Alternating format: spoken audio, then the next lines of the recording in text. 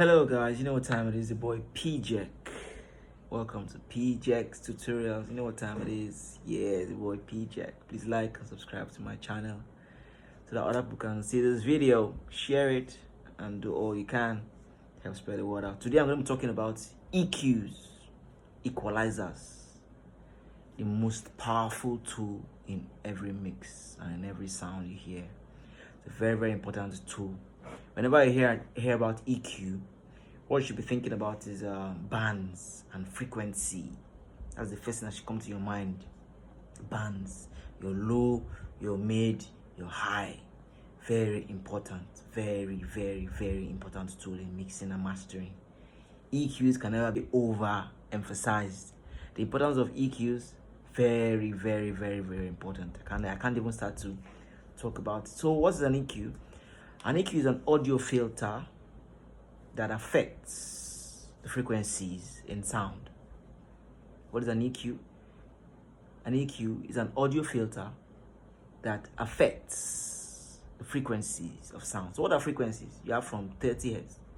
Any sound below 20 Hz, 20 Hz to 0 Hz cannot be heard by the human ear. So these are very low sounds, subby sounds. So from 20 Hz to 100 Hz, you usually have your bass, your kicks, and all that around that point. So that's why when we say EQ vocals, you're going to try to trim off that side from 20 Hz to about 100 Hz. When you're dealing with vocals, you see yourself trimming a lot of that frequency out of your audio signal. And then what makes the vocal brighter when you have from 10,000 kilohertz. Exactly. From 10,000 kilohertz upwards. Those are the bright sounds. Those are the sounds that make the sound very, let me say from 5,000 hertz. Those are it's mid frequencies though. From 5,000 hertz to like 20,000 hertz, kilohertz. That's where you have the high frequencies. I hope I'm right. Yes, 20,000 hertz rather. Sorry, 20,000 hertz. Actually in hertz. As 20 kilohertz rather. Yeah. So I'm correct. 20,000 hertz. So anything from 5,000 hertz to about 5,000 hertz to 20,000 hertz. That's where you have a high frequency. That will make your vocal bright. Yeah. So an EQ.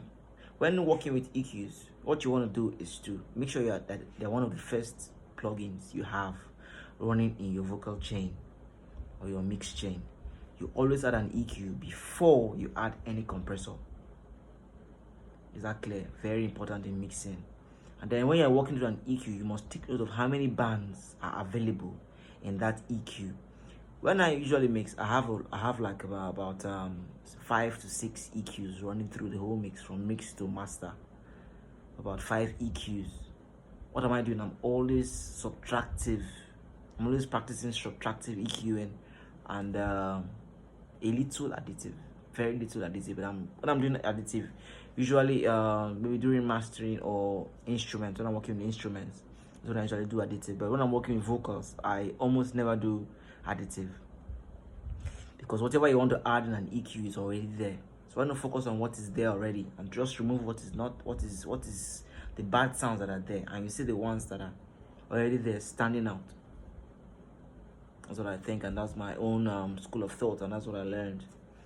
And that's how I get very good, great sound, So working with EQs, you must know the bands that are available.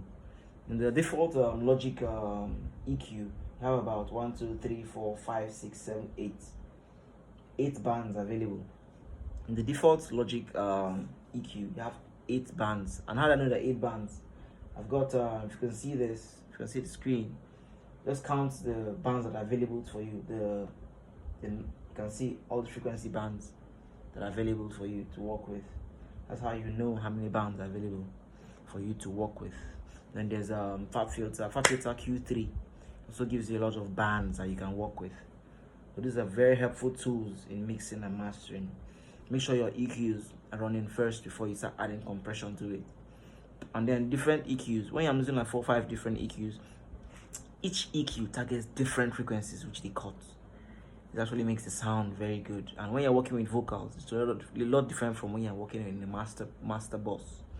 You must notice this, because when you're working with the master bus, you're working with a stereo channel. The master output, your master stereo channel, and you must make sure you're not doing too much there, because you're affecting the whole mix. Now when you're working on only vocals, you can know how to treat your vocals. You remove the lows, cut the lows, and make sure that it's sounding nice and it's not too bassy, what you want, and it's not too sounding like a phone effect. Exactly, so there's not too much cut on it. You just want to drag, you just want to do a high pass, what's called a high pass filter. You're working with EQs, you must know what a high pass filter is and what a low pass filter is. So this is a high pass. It's a high pass filter. See how it's going that way? So my screen is actually but this is like this is the left side. It's actually right because my screen is inverted because I'm using the front camera.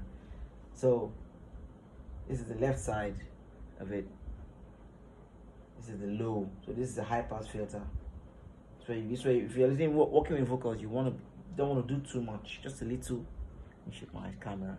Just a little bit, not too much. Be careful, so it doesn't you don't take off the essential part of the fundamental part of the of the vocal. So you want to be very careful about that. You don't do too much. This is kind of okay. You don't do too much on that. And then you can also cut a little from here as well. It really makes the vocal cleaner and crisp. Yep. So that's it from me, guys. Talking about EQs today. Just giving you a little breakdown of how EQs work and what EQ is about. As a sound engineer, make sure you study different EQs and make sure you experiment with different frequencies and how to chop up different frequencies. When you're working with instruments, it's a different ball game. Working with a bass instrument, make sure you don't have too much highs there. You're working with a synth instrument, that's a keyboard, make sure it's bright enough and doesn't have too much bass in it. So you see, these are different dynamics of frequencies you must understand. When you're working with vocals, you must make sure your vocals are not too bassy. So vocals are gonna be more tilted to the high side, to the highs on the EQ. Then when you're working with the master boss, you want to make sure it's not the mids. You want to make sure you cut a lot of mids when you're mastering, because those mids are where the ears get worn out from. So make sure that these frequencies are properly cut and properly managed. You know what time it is, about PJ. Please like, share, subscribe my videos. Thank you so much. See you next time. Maybe next time we're talking about compressors next time.